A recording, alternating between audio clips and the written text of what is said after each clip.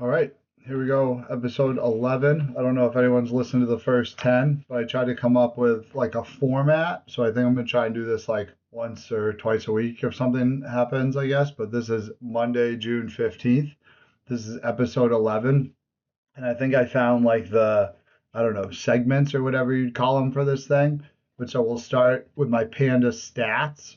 I'm just going to dive right in and just do the Panda husband thing all the time. So that's just going to be the character. But so first off, I should note that this was an easy weekend. I define easy weekends as any weekend where Mego and I can be together and take one car.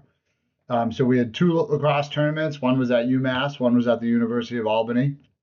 We had 9 games because Dylan made the finals, which we love when kids make the finals. And we had just over 400 miles driven. So again, I went from Medfield to UMass, dropped Dylan and Mego off at the field. Roy and I drove another 2 hours to University of Albany. She played a couple games. She got a ride back with a friend. I went back. Dylan had one game Sunday morning, qualified for the semis, played well enough, get in the championship, played in the championship. So just an easy weekend because Mego and I got to do the long commutes in the same car, and we got to have dinner together 2 nights in a row. So easy weekend stats are about 400 miles, 9 lacrosse games, and I saw 6.5 of those games. The eating wasn't great. We went to Mego's favorite pasta place from back in the day at UMass. It was called Pasta e Basta. They had a great mushroom focaccia, and I had a sweet and spicy Alfredo that was really good, but it was definitely not my best food choices. I did go with a diet ice cream flavor. The kids wanted ice cream, so I got pineapple and coconut or toasted coconut and pineapple, which for me is like a diet ice cream flavor. Feels responsible. So overall, I think the stats on that are probably like a C minus on a regular night, but on a Friday night, it's like not the worst choices I've ever made. So I'll give myself like a B for my eating. And then the next day for dinner, we went to the hangar, which the like OG location moved across the street. It was filled. The whole thing was full of lacrosse kids and their parents and coaches and everything. And I think the score there was about 9 boneless wings, which isn't ideal, but isn't the worst thing I've ever done. So again, not bad stats for the weekend. Didn't eat great. Covered 400 miles. Saw 6.5 games. Got to hang out with Mego and have 2 meals. So good weekend. So next segment, I think I'm going to call my personal Panda points. So this is me just judging myself. So Friday when I got home, I had to pack, which obviously takes like 2.5 seconds. The weather's going to be 90 degrees. I'm just watching lacrosse all weekend. So and then Roy and Dylan and Mego had to pack when they got home. So I got all the laundry folded and put away, emptied the dishwasher. So I'm going to give myself plus 17 points for that. That was a positive, a strong Panda move. Um, on Saturday morning when we were doing the day, and I was going to drop Rory off, and then, excuse me, drop Dylan and Mego off, and then drive 2 hours. And Mego hadn't sent me a screenshot yet of the games. We were together, so she didn't have to send me the schedule. So I did have to ask what app this club uses, which is not a great look, as the kids have been on this team for like 3 or 4 years, and I don't have the app downloaded. Turns out it is Sports Engine Tourney, which is different from Sports Engine. Didn't know there were two apps, but I did get in there and I was able to find Rory's team on my own, which isn't that easy all the time, right? You got to find her age, the right color, the right tournament, whatever. But so minus 43 points for not having even understanding where the schedule is to find these tournaments. I remember to attach TP to the Yeti. I posted that on my story, so plus 4 points for that. That was good. But then I forgot sunscreen, so that's like a minus. If it was minus 43 for asking, I could have gotten that information. Mego could have texted me, whatever. But forgetting sunscreen's like a minus 89, I think. So my personal Panda wasn't great. I did great on Friday, got home, took care of some chores, and it was great coming home Sunday and not having to do that stuff. But overall wasn't great. But now I do have the Sports Engine Tourney app, so I'm dialed in there, less of a Panda with that. Under my personal Panda points, this segment, I have one for biggest smile. This was like the hardest one to get. So at Roy's tournament, we were parked. There's a parking lot close to the fields, and then there's one like a billion miles away. and there was a cop sitting there with a sign that said lot full, and people were just pulling in to drop off their kids. So I did that. I just pulled in. I'm like facing the cop just right there next to a couple of her parents. Get her off. She's like, I don't know where I'm going. I said, good luck. At least you don't have to walk 14 miles. But I realized I had like 45 minutes until the game. And I was hungry.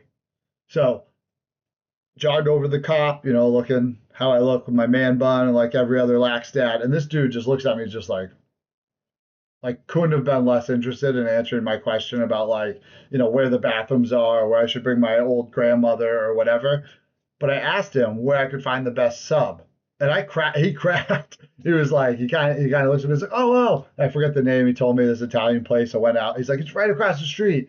But that was the smile I was most proud of causing, because when I walked up and looked at this dude, I mean, he had the full arm tat, which I'm actually trying to get an arm tat, but I don't know if I'm going to get that done. And he just gave me this look like he could not be more upset to be bothered by talking to these people at this cross tournament. But I got him to like pop up and be like, oh yeah, go right across the street, whatever. So I think that was the best smile I got all weekend, the best smile I caused, just to change up from everyone bothering him. And then the other under my personal Panda points section, whatever segment, I got lost in the wild. Like, so this is a segment for like if I have no idea what to do. So I drew it out. So I parked the car. I got my sub, parked the car, 17 miles away from the fields, and now I'm like kind of on the clock. Right, I get the sub. I still got like 25 minutes, whatever. Go see Roy. So this is what happened. I don't know if you can see this. So this is me getting ready to merge onto the walking path. This is a guy with his dog taking up like 3/4 of a path. And this is a woman coming in hot over here. And remember, it was 95. And this was a woman dressed very confidently working out when it was 95-degree weather. I didn't know what to do. So I'm merging. She's coming in hot, but like not like too hot. Like I could have gotten across, but like I don't want to mess up a runner's pace, right? So I just let her go.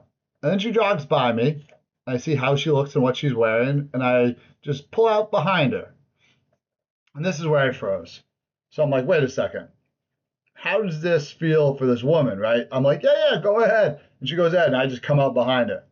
So that didn't feel right. But then so I felt like I should next time should cut her off. But so question number one, and also this segment is just lost in the wild. Like, what do I do there? Right? If someone's running, do I cut them off so that it doesn't look like I let them go and then I'm creepy following them? Like, I just don't know. So there's a question here that I want to ask all my friends, all my followers. What I did, so I let her go and then realized like what I might have just done. So I just put my head down. And so I just had the Yeti on in my chair and I just walked like this for like, I don't know, what felt like long enough. So I just walked with my head down for like 15 or 20 paces, then picked my head up and she was far enough away where it didn't feel weird to me. But so I don't know. So question number one, how do you handle that situation? If you have a woman dressed confidently in 95-degree heat, I think next time I'm just gonna like get out in front of her and then it's like, oh, I'm just going here. But I like waited too long to let her go by, and then it kind of looked creepy. So I just put my head down, let her get ahead. I don't know. Lost all the time in life. So that one, I'm going to call that segment Lost in the Wild. Every time there's something I have no idea what to do, generally it's probably going to be something where I need a woman's perspective, maybe a kid's too, like depending on where I fall on my face there too. But anyway, Lost in the Wild. If you are merging and there is a runner coming, I wanted to let her go to not break her pace, but then it also looks like, whatever. So what am I supposed to do with that? If you are this woman and you are a friend of mine, this woman, and you are my friend of mine, what should I do there? What's best? What's most respectful to a woman, to my daughter, to my wife? I don't know what to do. All right. So the next section we're going to call Community Panda Points.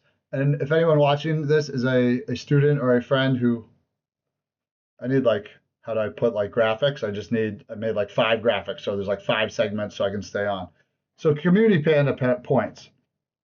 To the guy in the Abington Ale House who was helping his daughter on Thursday night around 6:55, he gets the plus 1,000 points because he's the strongest fanny pack guy I've ever seen. This guy was rocking a fanny pack in the Abington Ale House. just like great looking jack guy. So he gets as many points as he wants because he'd beat the crap out of me if I say anything bad about his fanny pack.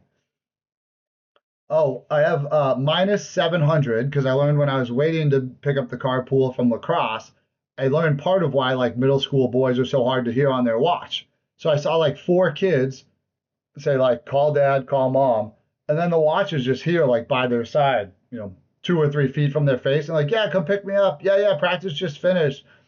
And I can never understand why I can't hear when I'm talking to a middle school kid on the phone, or excuse me, a watch. And on a watch, I think it's because they just think it's like magic.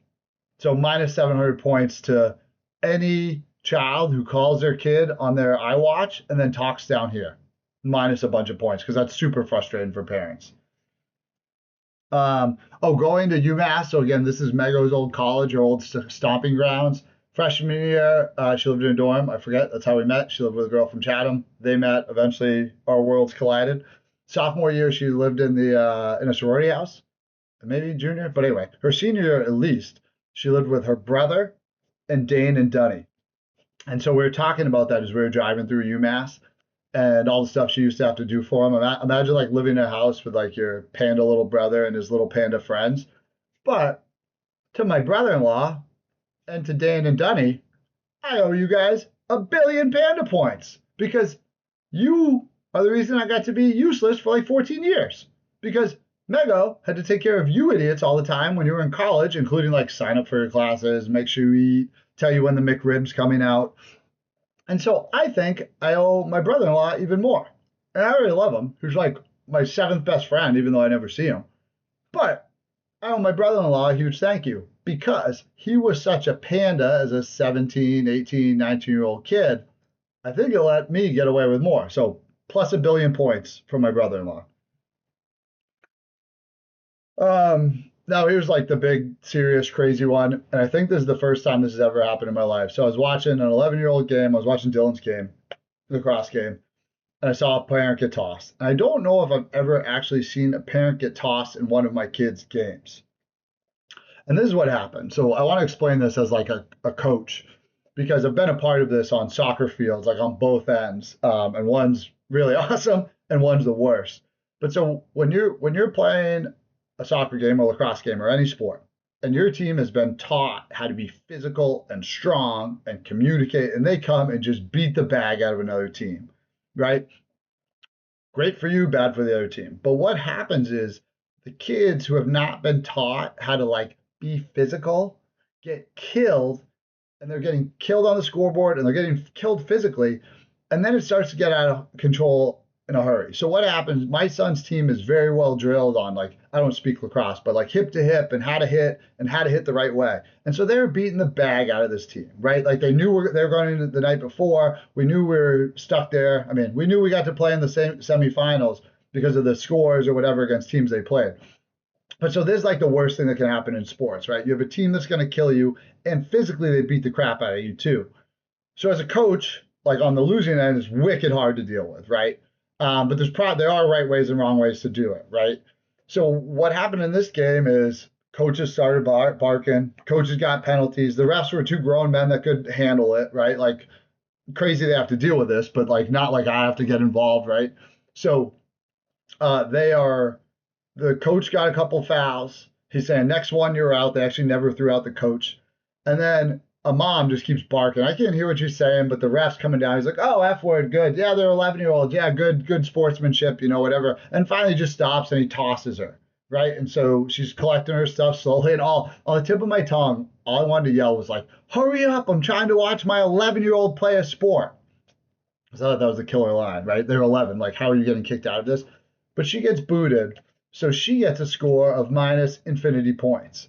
I didn't take a picture of her. I don't know if it's like my new life or on social media, but like a piece of me was like, should I take a picture of this woman and like broadcast this? Like, I hate this woman. She is wrecking sports for people, right? Wrecking sports for kids, wrecking sports for me, wrecking sports for the refs. She is the worst. And I think she just didn't understand, right? That game was a foregone conclusion. It's just like, how can we, if we're going to lose, how can we do some hard things well? But what happened is, their kids are getting beat up. So they don't know how, they've not been trained to be physical the right way. So there'd be a pile and their kid would just come running in and smash them. And with the sticks, it gets a little scary, right? Because you see these big haymakers too. Um, but anyway, it's like clear if you know sports, like why it got out of hand, right? Really good team, really bad team. Really good team's very physical. They're scoring a lot. Really bad team gets frustrated, tries to be physical, doesn't know how. Shit hits the fan, right? Um, but so she got tossed. The coach didn't end up getting tossed. I can't, he's still like a negative Panda points guy for me. Dylan's coaches are like plus a billion. They handled it great. The boys played well. No one got hurt. They talked to the ref a little bit when they had to, because again, what happens is the other team starts taking cheap shots, right? Because they don't know how to physically, do it the right way, get their body across, get low, and make the hit. So I thought our coaches did a nice job protecting our kids. At the end of the game, they decided not to shake hands because I don't think much. So the ref did call the game early, which I also don't know if I've ever seen that in one of my kids. Like I've seen that on the fields. But so mom gets tossed, negative infinity Panda points. They call the game early because the coach kept barking. Our guys decided not to shake hands. I did see our coaches go talk to their coach afterwards. There was even like some teeth showing and a smile. So again, props, a bunch of extra Panda points for Dylan's lacrosse coaches. Like, not like they need this. These guys are very good at what they do. But as a fellow coach, parent, teacher, I thought you guys were awesome, handled it well. To the woman that got booted, like you're like minus your job Panda points. I'm sure I can't take picture of these people of this person and like broadcast it, but like I want to because it's the worst, right? Like people that hurt kids are the worst, right? And like she was just shooting her mouth off and like setting such a bad example, setting an emotional toll, wrecking the mental health of her team, and just getting in the way when I'm trying to watch my kid play lacrosse. So she's obviously the worst there was. Um, One to end on is a question. Also, right now I have it marked as negative 7,000 Panda points. So I got so lucky. Rory played 2 games in the stadium, like in the University of Albany Stadium. So there was shade there, right? Not a ton because it was 95 and hot. But there was one row, the top row was like, concessions behind was covered, right? So best seats in the house, they're mostly taken. Me and my friend get up there a little late. We use the bathroom. We're staying up there.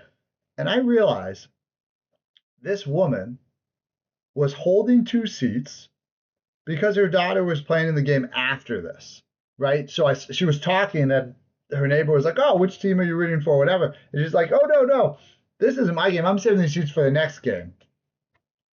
That's like straight to jail, right? Like minus 7,000 points. So she was guarding these. Like we all do the dance, right? At the sideline, you wait for them to clear. You go, you stand there, you stalk them. You want to be in midfield. You want to be near the attack, near the defense, whatever you're trying to do. But this woman had the seats taken, and I couldn't even sit down. And her kid wasn't even playing. So that's like feels like a big no-no to me. But is it just if you're there first, you get to do whatever you want? So a little question, but minus 7,000 points for me. And the last one, I got to see friends, right? There's a couple Medfield kids on different teams. And we talked about like our spreadsheet. Now we have this master spreadsheet for taunt with like our crew. I mean, I shouldn't say masters. There's like 6, 7, 8 of us or whatever. And then this week, Rory had soccer practice and a friend drove her. Rory had lacrosse and a friend had soccer at Union Point. But so there are 10,000 free Panda points out there as we grow this community and as I build relationships. If we can do a spreadsheet to Union Point and a spreadsheet to Taunton Four Kicks and wherever else people are going for our town, I think that would be great. I think our kids, we'd build some more relationships, make some friends, and we'd all have to go to Taunton and Union Point less. So that's a good thing. So there's Panda points out there if anyone wants to grab those. But I understand I don't think anyone's listened to this yet. All right. So next section is just questions that I have. Okay. So this is the big point of this. These are questions. This is the main point. Hopefully it's fun. I say some goofy stats. I score, my performance, give some community awards out there. But these are the real questions that I want to talk to people about. So the first one, when do you think kids will figure out that the best shortcut they can take is to just be present and pay attention in class? Let's see if I keep looking at me, but I don't know what to do with that. So kids spend so much time like cramming and like with tutors or getting help from their buddies or using AI or whatever. But like I was talking to a friend and she said this, and I was like, that's like genius. I don't know how, maybe on the first day next year I'll say that. But as a community, parents, coaches, teachers, if we can Um, sorry, I got it. Oh, can we encourage kids to just be present, right? So I'm teaching on the board, and as soon as something happens where they don't know, got to do the scariest thing and raise a hand and ask a question, right? Because if you don't ask a question as soon as you don't know, it's just going to keep going, right? I'm sure in many subjects, but definitely in math, right? We just keep going and building on each other. So when do you think kids will figure out the best hack, the best shortcut, the best use of their time is to just pay attention in class? That's my question to my students out there and to the parents of my students out there. The other one, and this one might be a little more controversial, but why do we get our kids tutors? Like, what's the reason you get a kid a tutor? This is a drum I've been banging for a little bit. I just, if our kid is struggling, why don't they go after school for help? It's not a large population. Some kids do it, obviously, right? In Medfield, some kids do it in Wellesley. We switched to school start time, so I know there's some politics around that. But like teachers want to help kids, teachers are around. Um, we That's it. I'm gonna leave it there because this is something I'll probably go off a little bit about. And I know like so many people in the town I teach in and the town I live in have tutors. But like, what message is it when you get your kid a tutor, right? Like the teachers are very good at what they do.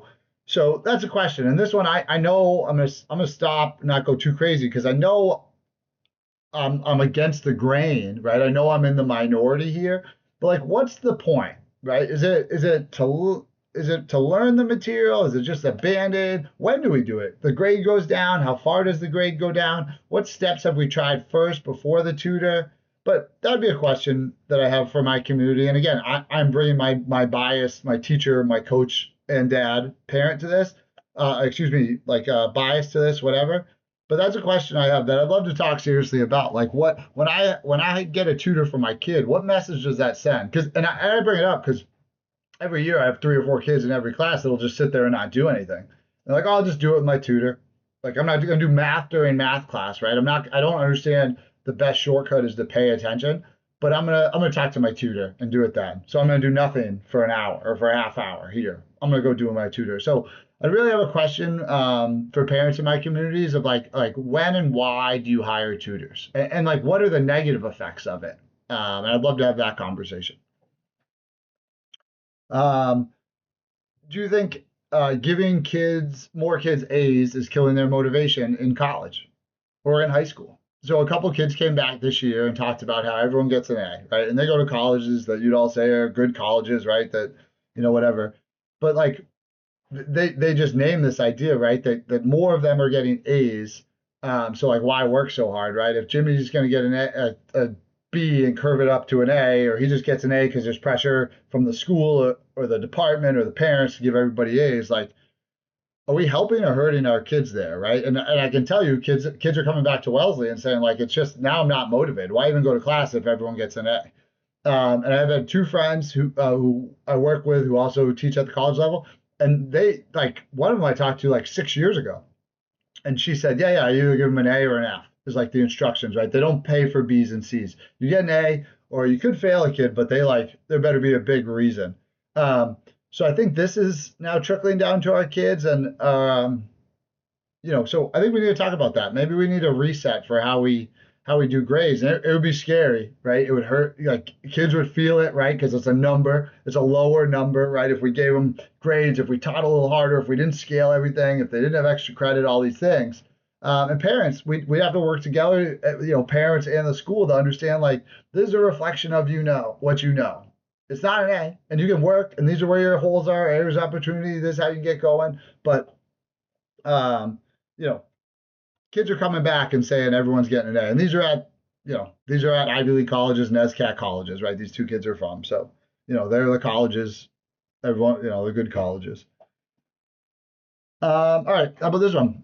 If you were a middle school athlete, how would you feel if your dad only said this to you a game? So championship game, Dylan made the championship. We know we see the worst of parents during the championship because that medal makes a difference. I don't know, but it's real, right? When you go into playoffs, when you go into championships, you see parents at a different level. I actually get to coach, and Roy gets to play in a town game tonight. We have playoffs for the town tonight, which is awesome because I didn't know if we'd have any more games. Um, but anyway, so this is what this dad. How would you feel if you were an 11-year-old and your dad, the person you want to please, right? The one of the only people you want to be proud of you. This is what he says to you. How would this make you feel? You got to be stronger out there.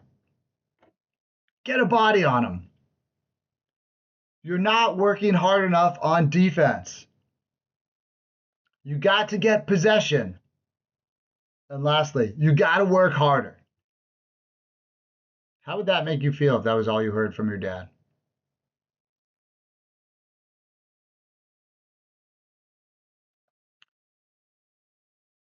This one you've heard, I hear a lot in fields, classrooms, the competition and like the pissing contest or whatever. There's lots of words we can say, but how kids like treat their vacations and conversations like like pissing contests or whatever. There's worse words. I'm sure there's better words, but I can't think. I don't know what they are.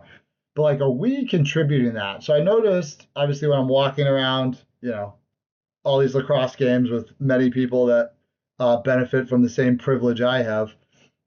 And I saw like all sorts of outfits, right? It's basically going to a lacrosse tournament is basically like going to a country club, right? Like you see all the merch. But so the best one I saw was a woman had a Masters hat and a Kiwa Island, right? Like I haven't been to the Masters. I want to go to the Masters. I've been to Kiwa, but like swagged out, right? And there's a lot of golf merch, right? You got Eastward Ho, right? So there's a lot of that.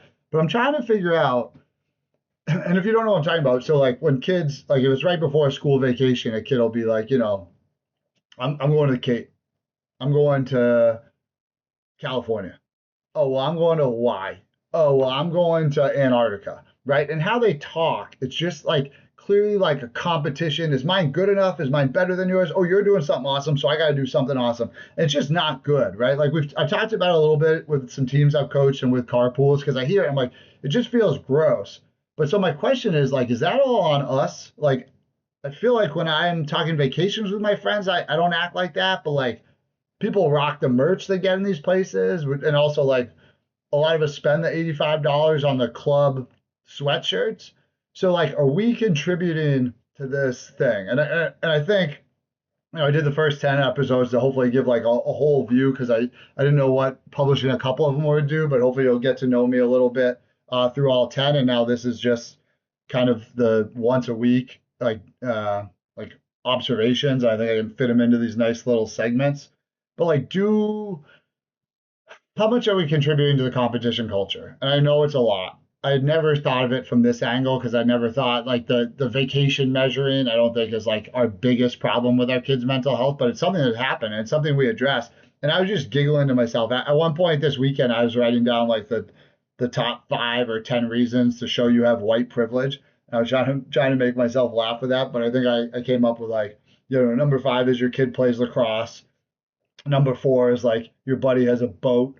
Number 3 is like, you're a member at a country club. Number 2 is like your parents have a summer house. And then number 1 is like your parents have a third house that's like a ski house or something. But that made me chuckle a little bit as I was hanging out lacrosse. That's basically just a country club, right?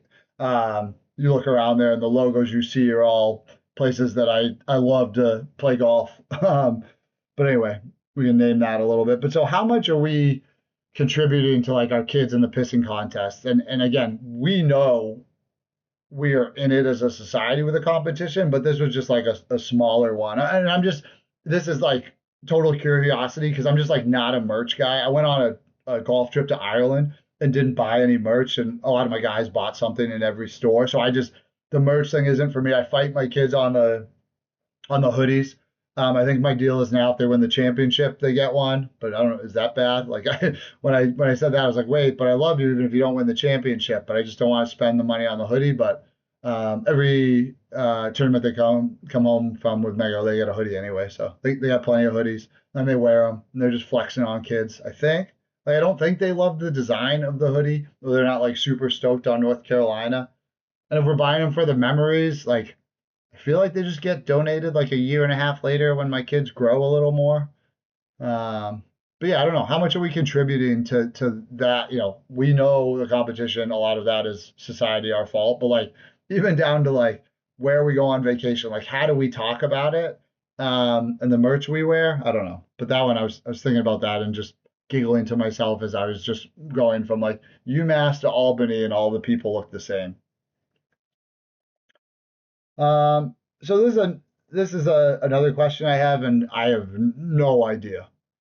So how do we fix the like scared or startled reaction when we engage with like a middle school girl, right? So at this lacrosse tournament, I'm just posted up eating my sandwich. Roy was warming up and then played her first game. And around me, like within an hour, right? Like whatever her game is, 40 minutes or an hour. I saw seven different girls, either their parent or their friend walked up to them, and some of them walked up like at them, and they all did the like, oh, hello. And why is that? Like I asked Mego about it on the way home. I think she came up with like they're not used to being noticed. Might have been her reason. I don't even want to put that on her. But I was thinking about it and it's like I don't know why they do that. I mean, but it doesn't sound like confident, right? Like my concern was I was thinking about that. And I was thinking about when I see my buddies, I'm like, yo, what's up, mother? I dap them up, hug them, whatever. But there's no like, oh man, what are you doing? I'm not like ready for this thing. And that thing exists in middle school girls, and we know for a billion reasons, right? But this is one where I don't know if there's a way we can tweak or change it or talk to them about it, like how to be like present and ready for a conversation. All I could do with this one was I looked up on AI a little bit, and the ones that I came up with, which I think go along with like my thoughts of how this happened. Oh, sorry. The other thing I should say is when we were at the Anchor Bar after I'd like written this in my phone, I saw and they were a little older. They were probably like freshmen or sophomore boys, but there's six of them sitting behind us, and one rolled up. And all of them stood up and just dapped him up. And we're just like, what's up, man? What's up? What's up? But it was a pretty normal interaction. It was a lot different than this, like, oh, I didn't see you there. I'm like, what? I was right in front of you. What are we talking about? But so I'd love to figure out why they do this. And again, I think generally it's probably just like a lack of confidence. They think it's cute. Like I don't know. But like, can we talk to them about it? Can we talk to them about like, hey, what's up? How can I help you? Yeah, I'm hurt. You're coming to talk to me. Yeah, what's up? And not, now it sounds like, but like the startle thing kills me because it just shows the lack, the lack of confidence, the not ready, that I think we really want to fight against for our young girls. Like we don't want them to say like if I'm coaching a soccer team, right? You can't say I'm sorry, right? Young women apologize, old women apologize way too much in our society. So like sorry gets killed immediately when I'm coaching a female team. But this is another strange one. AI came up with the ones that I liked or kind of made sense to me were manufactured drama. So right away you're just like, oh, I don't, we know middle school girls and how, the drama and how that activates in their brain. It's cute and quirky, which plays in their world, obviously, right? Like in social media and in TV, like, oh, geez, I don't know. And you can kind of like start the conversation by giggling and laughing rather than just like starting a conversation like a human.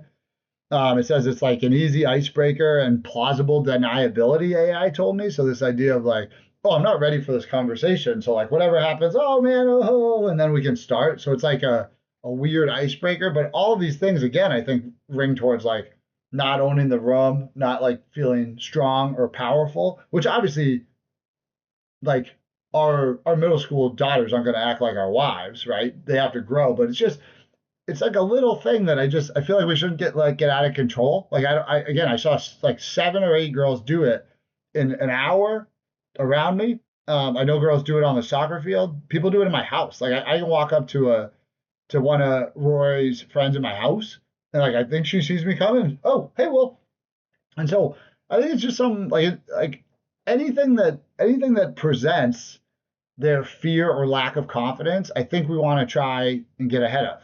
But maybe it's just a stage and that's okay.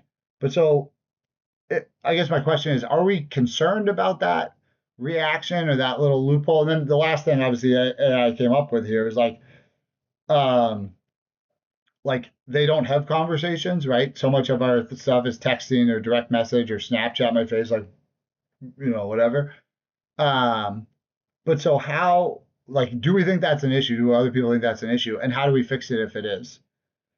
So I'm at 34 minutes. So maybe these ones will be longer because I'm just trying to get through the sets and I had other things to talk about. And this is the one I got to finish with, right? And this one is the one big topic. So I don't want dad to come to my game. So this came up because I heard a story, like third or fourth hand in a hotel lobby, about a woman who had to go to lacrosse and she had gone like the previous couple weekends and she was just venting and she's like, yeah, he just doesn't want his dad to be here because he makes him nervous. He makes too much pressure on him. And she was again, this is like fourth hand, so I don't know, but let's just talk about it, right? So if she says that, uh, in this case, I believe the husband didn't know, which is a huge problem.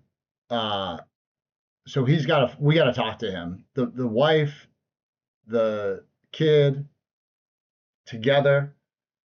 But this is like a big thing for me. I have two um, friends on club team, my kids' club teams who also have this. Like it's known, like the dad knows, the kids know. I also think I have a couple like really good friends in my life. Well, I have two really good friends in my life who I've talked to their wives who are also really good friends, and they say the same thing. Like he's not allowed to come to the games. So my first thought is he's got to know, and I'm just gonna say he because I've not heard like obviously I saw a mom get kicked out of a game today, so it might go the other way. But I did choose to say like I don't want dad to come to my game because the when I hear this that's when I've heard it. So obviously he has to know, right? Because if you're a parent and your kid says this, that means that sports are like not fun for them because of you.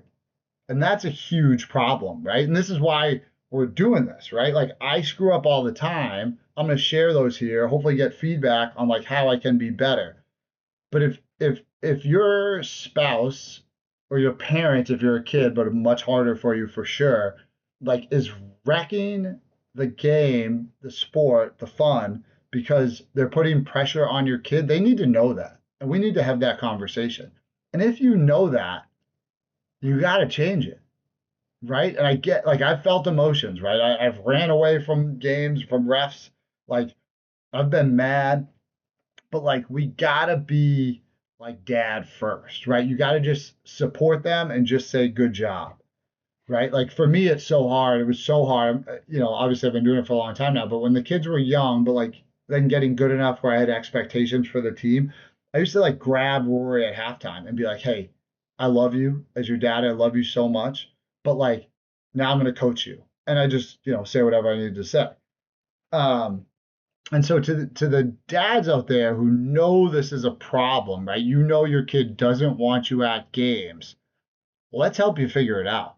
And I don't know, like I don't like I said, I try and separate it. Like I'll talk if I'm talking to my kids at home and I say, like, can I be coach now?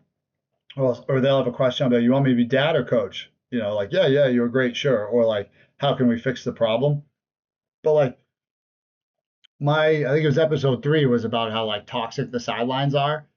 And now like we know there are kids saying out loud to their parents, like, I don't want dad to be here because he puts too much pressure on me. So how do we help that? How do we help that dad? How do we help that kid? I mean, really, I think it's help the dad, right? Because it's like in my brain, I'm like, dude, just stop. Like, just hit him with good job after the game. Hit him with like, did you learn anything and did you have fun and live it there? But that's hard. I know I've had that script in my head after a game, and like sometimes I get away from it, right? And I start doing too much on the car ride home, and then maybe car ride home's toxic. Maybe the dinner table becomes toxic.